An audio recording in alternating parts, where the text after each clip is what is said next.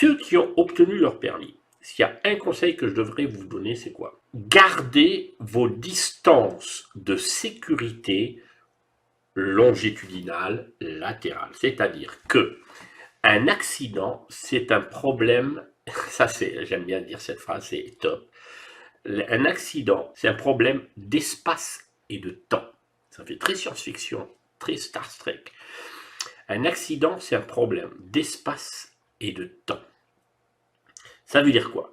Ça veut dire que il ne faut pas être au même endroit, c'est l'espace, et au même moment, c'est le temps, qu'un autre véhicule. Rester loin des autres et ne pas rester au même endroit que les autres. Si vous êtes au même endroit, tiens, je vais prendre mes deux voitures là. Vous savez que j'aime bien jouer encore aux voitures. J'aime bien jouer aux voitures, moi encore. Alors, tant qu'on garde les distances sécurité, on n'est pas au même endroit et on n'est pas au même moment. C'est pour cette raison que même pour ceux qui passent le permis, écoutez, ceux qui passent le permis, l'inspecteur va vérifier surtout cette sécurité. Nous, on ne se sent pas bien dans la voiture lorsqu'on est avec l'inspecteur. Lorsque vous rasez les voitures, que ce soit au niveau latéral, lorsque vous dépassez, vous rasez, on imagine toujours le pire. C'est-à-dire, nous, moniteurs, on est plus ou moins des paranoïaques. C'est-à-dire que nous, on va voir les histoires partout, les problèmes partout. Par exemple, je donne des exemples, et donc ça sera énorme, même pour ceux qui vont passer l'examen, mais c'est énorme ce que je vous dirai. Écoutez-moi. Vous rasez les voitures. Nous, on imagine que la portière, là, va s'ouvrir. Attendez voir, j'ai pas un véhicule avec la portière. Voilà. J'ai des voitures partout ici. Voilà. Vous dépassez une voiture. Vous vous dites, ouais, je dépasse. Mais moi, je me dis, celui-là, il va ouvrir sa portière. Et ça va faire boum. Donc, espace-temps. La voiture se trouve au même endroit et au même moment. Donc, ça ne passera pas. Ça, c'est un des exemples parmi des centaines d'exemples. Donc, moi, lorsque vous dépassez, moi et l'inspecteur, lorsque vous dépassez, nous, on imagine toujours ce qui risque de se passer. C'est ça l'anticipation. Anticipation, c'est que va-t-il se passer dans les 3 secondes qui vont suivre? Je vous ai déjà dit ça, même dans la seconde qui va suivre. Mais allez, pour faire une moyenne, dans les 3 secondes qui vont suivre, un bon conducteur, c'est quelqu'un qui imagine des scénarios possibles. Donc, qu'est-ce qui risque de se passer lorsque vous dépassez un véhicule? Et si vous rasez le véhicule, ben vous vous dites, oh mais ça passe. Ah ben souvent les jeunes, ce qu'ils me disent les jeunes souvent, ils me disent, d'accord, et on ne voit pas forcément par la lunette arrière s'il y avait un chauffeur à l'intérieur qui est peut-être couché comme ça et puis qui va ouvrir sa portière. Donc, les vélos à Paris, en Ile-de-France, mais à Paris, c'est l'horreur. Les vélos qui se font éjecter par les portières. À chaque fois que vous ouvrez la portière, pourquoi on vous dit toujours d'ouvrir la portière avec le bras droit? Pour vous obliger à faire une petite rotation, voilà. Et on regarde, et surtout quand il y a du vent. Alors quand il y a du vent, à peine vous faites ça, la portière, paf, elle s'ouvre. Alors ça, c'est des conseils à tous ceux qui ont eu le permis. Lorsque vous avez le permis, et même avant, vous êtes en train de passer le permis, lorsqu'il y a du vent, parce que lorsque vous commencez à ouvrir avec le bras droit, le bras droit, c'est toujours avec le bras droit qu'on ouvre la portière, d'accord? On ouvre, et éventuellement, on retient quand il y a du vent, et on retient, parce que des fois, si la portière, elle s'ouvre d'un coup, alors le cycliste qui arrive, plaf, il est en pleine face. Et c'est celui, attention, point de vue assurance, c'est celui qui ouvre la portière qui est responsable. Celui qui ouvre la portière, il est obligé de faire attention. Donc, on fait attention, on regarde, on retient éventuellement lorsqu'il y a du vent, etc. Donc, c'est toujours un problème d'espace-temps. Alors, lorsque vous dépassez, problème d'espace-temps, portière qui s'ouvre. Donc, pensez toujours à ça. Lorsque vous dépassez, laissez toujours la dimension d'une portière qui s'ouvre. Voilà. Moi, j'imagine toujours, lorsque je roule et voilà, vous dépassez une file de voitures garées. Moi, j'imagine toujours que les portières sont ouvertes. Toutes les portières sont ouvertes. Et vraiment, si on ne peut pas se mettre là, parce qu'il y a un gros poids lourd qui arrive en face, alors là, je suis obligé de serrer la voiture. Mais alors, dans ce cas, je dois réduire mon allure. D'accord? Si je dois, parce qu'il y a un véhicule qui vient en face, et je dois serrer mon véhicule, ok, je vais serrer, mais je ralentis. Ok? Puisque je ne peux pas rester là, et je dois serrer, je ralentis. Pourquoi je ralentis?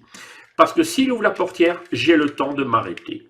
Voilà. Je ralentis ma vitesse pour avoir moins de distance de freinage, donc distance d'arrêt. On ne va pas revenir là-dessus.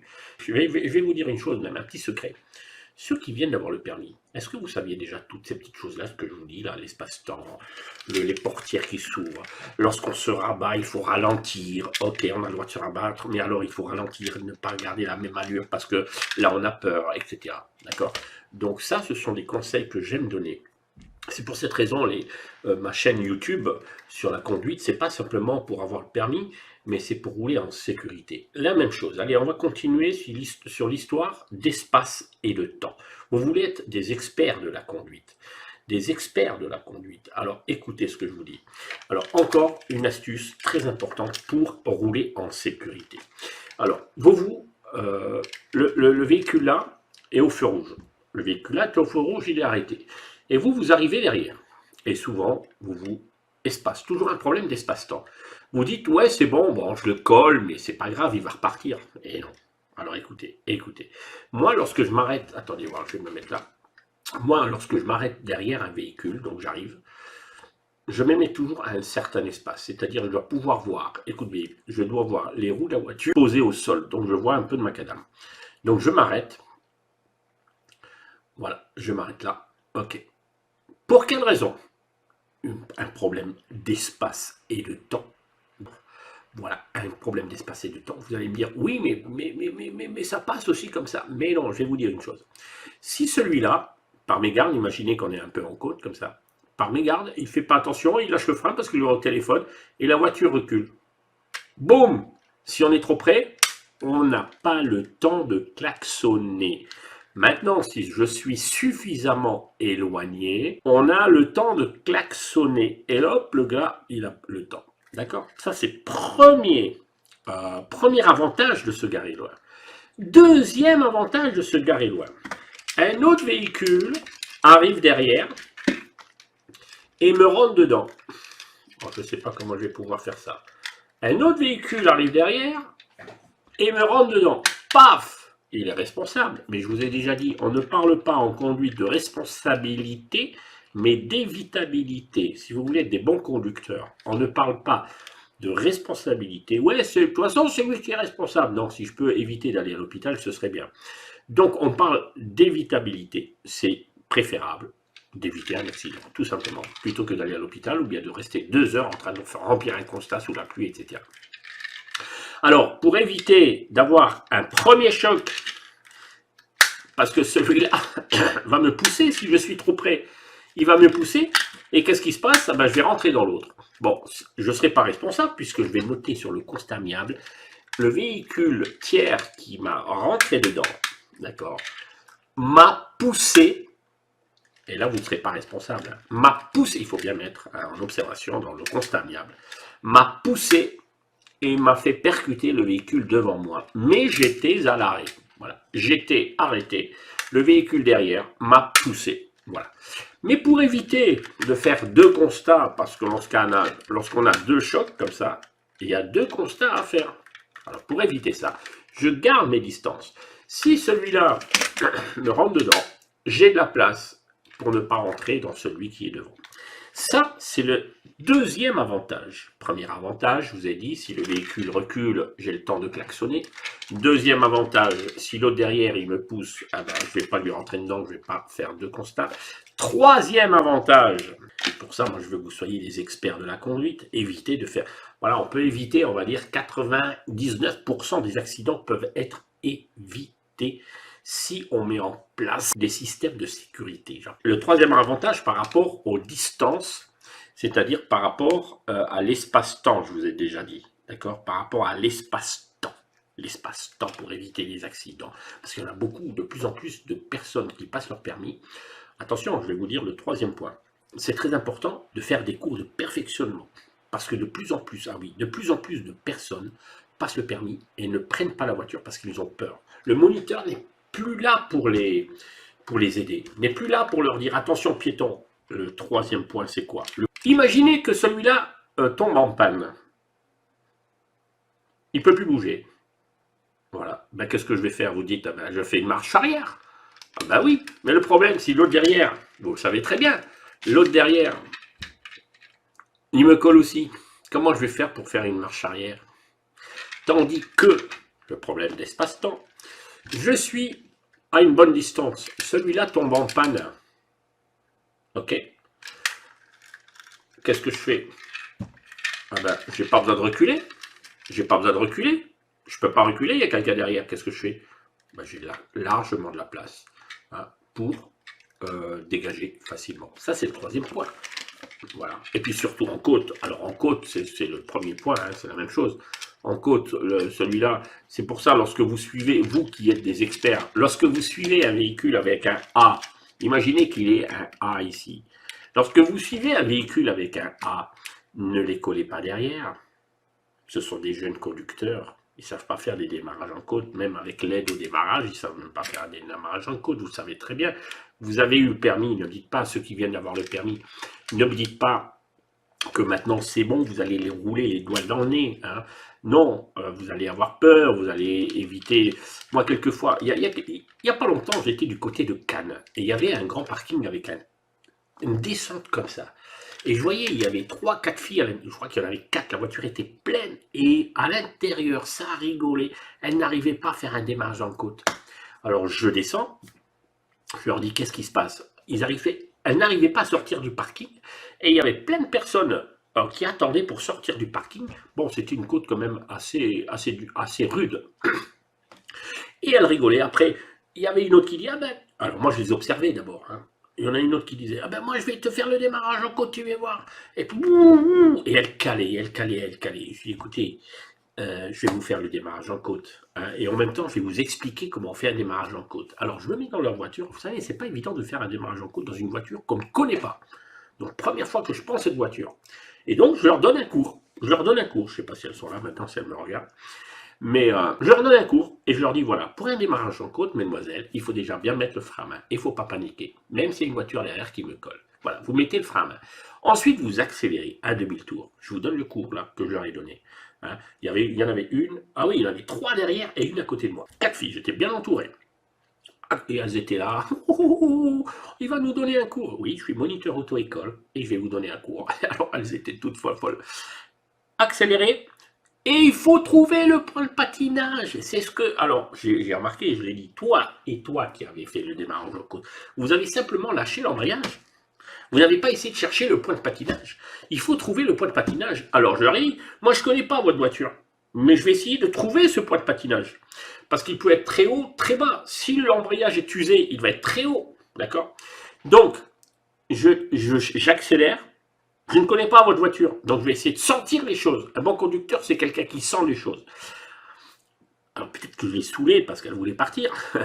Mais j'ai fait ça rapide, hein. Là je vous fais lentement, mais bon, j'ai fait ça rapide parce qu'il y avait du monde derrière. J'accélère, point de patinage, je vois que le capot qui se soulève et je maintiens. Et là j'enlève le frein à main, je relève tout doucement l'embrayage et regardez, hop, et on est parti en haut. Et puis je suis parti. Et après, bon, je les ai laissés là-haut. Je dis voilà, mesdemoiselles, comment on fait un démarrage en côte. Pourtant, vous avez le permis. Hein, depuis quand? Ah ben moi, je l'ai eu depuis... oui, mais mon moniteur, il m'a pas trop fait de démarrage en côte, etc. Bon, allez, on va vous payer un coup. Je dis non, pas de souci. Passez une bonne soirée et allez voir sur ma chaîne. Je leur ai donné ma chaîne, etc. Bon, alors, vous voyez, c'est pas parce qu'on a le permis, ce n'est pas parce qu'on a le permis qu'on sait tout faire. Ben, si vous avez un A, quelqu'un qui a un A ici, ne restez pas juste là, parce que là, si vous êtes tombé sur les 4 filles qui étaient que j'ai rencontrées, non, là, elles risquent de vous rentrer dedans. Donc, surtout, redoubler de distance, si c'est un jeune conducteur, d'accord? Voilà. Donc, des cours de perfectionnement. Alors, si vous êtes dans certaines assurances, elles vous proposent gratuitement des cours de perfectionnement. Bien sûr, je donne aussi des cours de perfectionnement. Donc c'est quoi un cours de perfectionnement? C'est freinage d'urgence. On roule à fond, et on freine à fond, et après on a des capteurs dans la voiture. J'ai des capteurs, je peux mettre des capteurs pour voir votre temps de réaction. Et je calcule tout avec cet appareil qu'on appelle un frénographe. Voilà. Et puis on fait des slaloms avec des cônes. Et puis on met des roulettes à l'arrière pour maîtriser les dérapages. Voilà. Avant l'hiver, je vais faire des cours de perfectionnement. J'attends toujours. Voilà, septembre, octobre, c'est là que je commence à faire des cours de perfectionnement. Donc, freinage d'urgence, slalom, maîtrise au dérapage, etc. Mais on a besoin de ça. on apprend, je vais vous dire sérieusement, à l'auto-école, on n'apprend rien. Rien, le minimum. Quand je vois le nombre de mails que je reçois des personnes qui me disent moi, mon moniteur, il m'a jamais appris ça. Moi, mon moniteur, il m'a jamais appris ça. Moi, mon moniteur, il m'a jamais appris ça. Mais alors, attendez, et vous avez le permis. Et beaucoup ont le permis sans avoir appris certaines choses. D'accord. Donc, des perfectionnements. Mais sachez que, je ne fais pas la pub pour mes cours de perfectionnement, d'accord, parce que d'ailleurs, je refuserai, parce qu'à l'instant, j'en fais pas, j'attends septembre, octobre éventuellement, et puis je commence à fatiguer. Parce qu'on tourne, hein, quand on fait des dérapages, la voiture, elle tourne comme ça. Dérapage, la voiture, elle tourne comme ça. Hein. Une fois, je vous montrerai une vidéo. Et puis, qu'est-ce que je veux dire? Voilà, vous allez sur certaines, par exemple, moi je suis sur Matmut, assurance Matmut. Il propose toujours des cours de perfectionnement. Voilà. Donc, si vous venez d'obtenir le permis, il faudrait que je leur téléphone à Matmut en leur disant hey, j'ai fait de la pub pour vous, essayez de. Alors écoutez, Matmut, je suis chez Matmut. J'ai toujours été chez Matmut parce que je trouve que c'est super, ils m'ont toujours bien servi, c'est super. Les téléphones, ils sont agréables, bien, mais ça dépend des régions de France.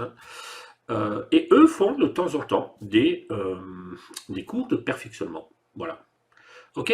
Et c'est gratuit. C'est gratuit. Donc, si vous ne savez pas, pour ceux qui viennent d'avoir le permis, vous téléphonez chez Matmut, de votre coin. Voilà. En disant, voilà, est-ce que vous faites des cours de perfectionnement? Si vous faites des cours de perfectionnement, je viens m'inscrire chez vous pour mon assurance. Maintenant, il y a la Maïf qui fait aussi peut-être, je ne sais pas. Moi, je connais Matmut parce que j'y suis. Ok? Voilà, ah ben alors j'ai fini ce petit cours sur l'histoire d'espace, mais c'est pas tout, hein, sur l'espace-temps, il y a plein de choses. Hein, une entrée d'autoroute espace-temps, dépassement espace-temps, voilà, il y a plein de choses à dire sur les distances de sécurité. Donc, le maître mot pour ceux qui viennent d'obtenir le permis, si vous voulez vraiment rouler en sécurité, gardez vos distances. Gardez vos distances. Et encore une phrase que vous allez noter maintenant ici. Qui c'est qui va noter cette phrase? Écoutez bien. Plus on va vite, plus il faut garder de distance. Voilà. Plus on va vite, plus on va vite, plus il faut garder de distance. Voilà. Plus on va vite, plus on garde de distance. Plus on ralentit, plus on peut se rapprocher. D'accord? Donc sur autoroute, on garde énormément de distance. Ok? Pourquoi? Parce que plus on va vite, n'oubliez pas que le freinage, c'est distance, c'est vitesse au carré. Bon, je ne vais pas faire un cours de mathématiques, j'ai expliqué la vitesse, les accidents dans les virages, ou bien les freinages à grande vitesse, c'est un problème de vitesse au carré. Si on multiplie la vitesse par 2, la distance va être multipliée par 4 au niveau freinage, etc. C'est très, très, très difficile. Voilà, alors maintenant, les 3 grandes règles pour ceux qui ont obtenu le permis. N'oubliez pas, jamais téléphoner, jamais regarder le téléphone. Même le regarder, quoi. Moi, les élèves, je leur apprends à regarder à chaque fois qu'ils freinent, je leur dis, regarde derrière s'ils téléphonent. Et on voit des personnes qui baissent la tête comme ça. Dans le métro, on voit des personnes qui baissent la tête. Moi, je dis, elles font quoi en baissant la tête d'après toi? Elles sont tristes, elles sont en train de pleurer. Et non, elles sont en train de lire le texto. Hein, voilà. Et il y a un véhicule qui m'est rentré dedans comme ça avec un élève parce que son téléphone et c'est ce qu'il m'a dit après. Son téléphone s'est allumé, et lorsqu'il s'est allumé, il a regardé, et il n'a pas vu qu'on a freiné pour un rond-point. Enfin, que l'élève a freiné pour un... Il m'est rentré, non, paf. Donc, quand vous regardez vos rétros, à chaque fois, vous freinez. Parce que l'espace-temps, c'est également derrière. Si vous voyez que le véhicule derrière, quand vous freinez, si vous voyez que dans le rétro, parce que le moniteur va vous dire, regardez, regarde ton rétro toujours lorsque tu freines.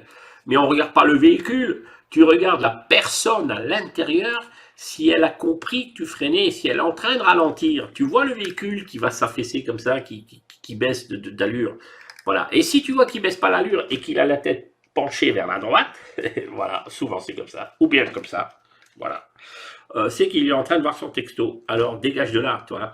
Ne t'arrête pas tout de suite, avance un peu ou klaxonne un petit coup. Le fait de klaxonner, l'autre il va faire ça, il va dire waouh, qu'est-ce qui se passe? Voilà, vous voyez. Alors je vous donne plein d'astuces comme ça de sécurité. Quand je vous fais des lives, tous les normalement, bon je vous les fais aujourd'hui, on est, je sais même plus, on est mercredi soir. Je vous fais des lives. Tous les mardis soirs.